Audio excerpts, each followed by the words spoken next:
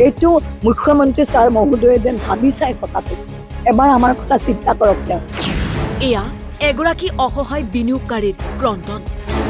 DB stock ব্ৰকিঙৰ প্ৰবঞ্চনাৰ বলি হোৱা এইগৰাকী মহিলাই কান্দি কান্দি মুখ্যমন্ত্ৰীক আহ্বান জনাইছে।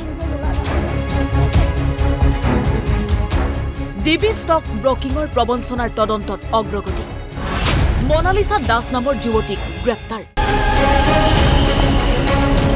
প্ৰবঞ্চক দীপাংকৰ দাসৰ প্ৰেয়সী মনালিছা।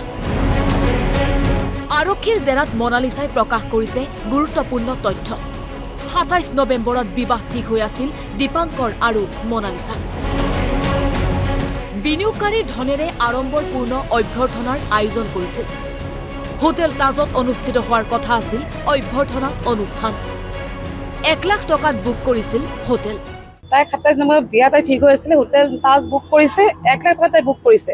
আৰু তাই য'ত ঘৰ উজান বজাৰ তাতো তাই কিমান বুক কৰিছে 25,000 টকাতে বুক কৰিছে। তাই কালি কথাখিনি কৈছে যে আপোনালোকে বাপেক মাকক ধৰক, বাপেক মাকে এইটো জেদ জানে।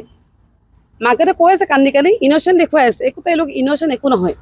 কাৰণ তেখেতৰ জালত বোৱাৰীকে কালি কৈছে কথাটো আমাক, ৰাতি কালি 10টা ক'লে কালি চাগে। তাই ক'লে যে তেওঁলোকৰ বাপেক মাকে দীপাংকৰৰ পইচা ক'ত আছে, দীপাংকৰ ক'ত, এইটো জেদ জানে মাক বাপেকে, চব জানে। আৰক্ষীৰ আগত আন এক চাঞ্চল্যকৰ তথ্য মনালিছাৰ। সোমবাৰলৈ গুৱাহাটীতে আছিল দীপাংকৰ। শনিবাৰে নিজ ঘৰত বিনিয়োগকাৰীৰে বৈঠক কৰিছিল দীপাংকৰে। বৈঠকত উপস্থিত আছিল মনালিছাও। মংগলবাৰৰ পৰা সন্ধান নাই দীপাংকৰৰ। পুলিচৰ আগত মই গৈছোঁ, তাই কৈছে কি মই ইয়াতে আজি এনেকৈ আছোঁ, সি কোনো মোক কৰি লগ ধৰিবৰ কাৰণে অহা নাই। মানে টাইমে ডাউট হৈ গ'ল এতিয়া, তাইকো এৰি থৈ গ'ল নেকি মানে দীপাংকৰে, তাই নিজৰ সন্দেহ হৈ গ'ল। তাই খালি এটা তাহাঁতি শনিবাৰে দিনাখন ইয়াতে আহিছিলে, দীপাংকৰ আছিলে সেইদিনাখন। মাকে ফোন কৰিছিলে, মানে মাকে দীপাংকৰ মাকে মনালিছাই অফিচলৈ ঘৰলৈ আহিছিলে, সিও আছিলে সেইদিনাখন, দীপাংকৰো ঘৰতে আছে সেইদিনাখন, এই শনিবাৰলৈকে। দীপাংকৰ মনালিছা আৰু মই ক্লায়েণ্ট আছে, তাতে মিটিঙো তাতে কৰিছে এনে ঘৰত। মিটিং কৰি সোমবাৰেও তাই দীপাংকৰক লগ পাইছোঁ বুলি কৈছে, কণ্টেক্টত আছোঁ সোমবাৰে তাই কোৱা কথা। মনালিছাৰ উজান বজাৰৰ ঘৰলৈ সঘনে গৈছিল দীপাংকৰ। বিনিয়োগকাৰীক পঠাইছিল মনালিছাৰ ঘৰৰ ভিডিঅ'। যোনজনী ছোৱালী এটা লগত বিয়া হ'ব তাই কেনেকৈ গম নাপাব? তাই 2 মান্থ পিছত বিয়া ছোৱালীগৰাকী। তাই যিটো মই উজান বজাৰত গৈছোঁ, তাই ঘৰত ওচৰ মানুহে কৈছে তাত দীপাংকৰ প্ৰায়ে যায়। মাজতে দীপাংকৰে আমাক এটা ভিডিঅ' দিছিলে যে মই 2 ছেপ্টেম্বৰত ঠিক কৰিম, সেই ঘৰটো মনালিছাৰ ঘৰ আছিলে। তাই ঘৰৰ পৰা আমাক দিছিলে, ভিডিঅ' দিছিলে আমাক। আমি কালি চব কথা ক'লে আমাক মনালিছাই। এতিয়া কথাটো হৈছে, তাইও কৈছে দীপাংকৰৰ কথাটো যদি বাপেক মাকক সোধে তেওঁলোকে ক'ব। মনালিছাৰ বিস্ফোৰক স্বীকাৰোক্তিৰ আঁত ধৰিয়েই তদন্ত আগবঢ়াইছে পল্টন বজাৰ আৰক্ষীয়ে। জালুকবাৰী পদুমবৰীস্থিত অভিগুণ ৰেচিডেন্সিৰ C4 ব্লকত আছে দীপাংকৰৰ পিতৃ ছবিন বৰ্মনৰ নামত ফ্লেট। এই ফ্লেটতেই পিতৃ মাতৃৰ সৈতে বাস কৰে দীপাংকৰে। দীপাংকৰৰ পিতৃ মাতৃৰ অভিযোগ যে বিগত 3 দিন ধৰি তেওঁলোকক একাংশ বিনিয়োগকাৰীয়ে আবদ্ধ কৰি ৰাখিছিল। আনকি ঘৰৰ বয় বস্তু ভাঙি লণ্ডভণ্ড কৰাৰ অভিযোগ আনিছে দীপাংকৰৰ পিতৃ মাতৃয়ে। দীপাংকৰৰ পিতৃ ডুমডুমা কলেজৰ প্ৰাক্তন উপাধ্যক্ষ। দীপাংকৰৰ মাতৃও অৱসৰপ্ৰাপ্ত চৰকাৰী কৰ্মচাৰী। কৈছে দীপাংকৰে আমাৰ পইচা চব খাই মাৰি লৈ গ'ল।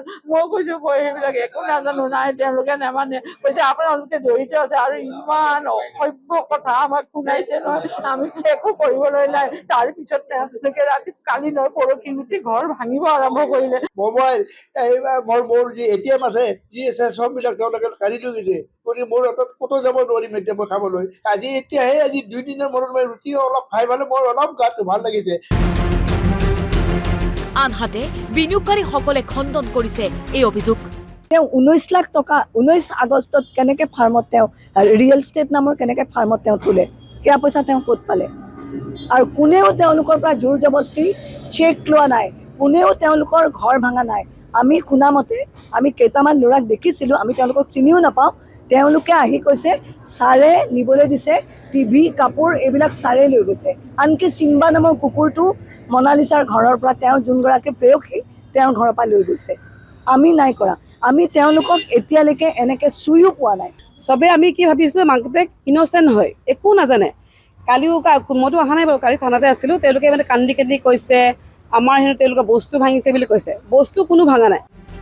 দীপাংকৰৰ পিতৃয়ে হাত জোৰ কৰি ক'লে পুত্ৰই যদি অপৰাধ কৰিছে তাৰ বাবে শাস্তি ভুগিবলৈ সাজু। চৰকাৰক অনুৰোধ কৰিছোঁ, আৰক্ষী বিভাগক অনুৰোধ কৰিছোঁ, আমাক সহায় কৰক আৰু দোষী শাস্তি দিয়ক। আৰু যদি দীপাংকৰ বৰ্মনৰ যি দোষ কৰিছে তাৰ শাস্তি ভোগ কৰিব লাগে। আমি মোৰ পত্নী আৰু মই কৰিবলৈ মই সাজু আছোঁ। ডিবি ষ্টক ব্ৰকিঙৰ বিৰুদ্ধে পল্টন বজাৰ থানাত ৰুজু হৈছে গোচৰ। 288/2024 নং গোচৰ ৰুজু। BNSৰ 316(5)/318(4)35 ধাৰাত গোচৰ ৰুজু। কেইবাজনো বিনিয়োগকাৰীয়ে দাখিল কৰিছে দীপাংকৰ মনালিছাৰ বিৰুদ্ধে এজাহাৰ। দোষী সাব্যস্ত হলে যাৱজ্জীৱন কাৰাদণ্ড পৰ্যন্ত হ'ব পাৰে দীপাংকৰৰ। ইতিমধ্যেই পলাতক দীপাংকৰক বিচাৰি অভিযান আৰম্ভ কৰিছে আৰক্ষীয়ে। হাইদৰ আলী, মৃদুল লেখাৰু, লিজা বৰা, ধৃতিৰাজ কলিতাৰ সহযোগত news desk report NB news Guwahati.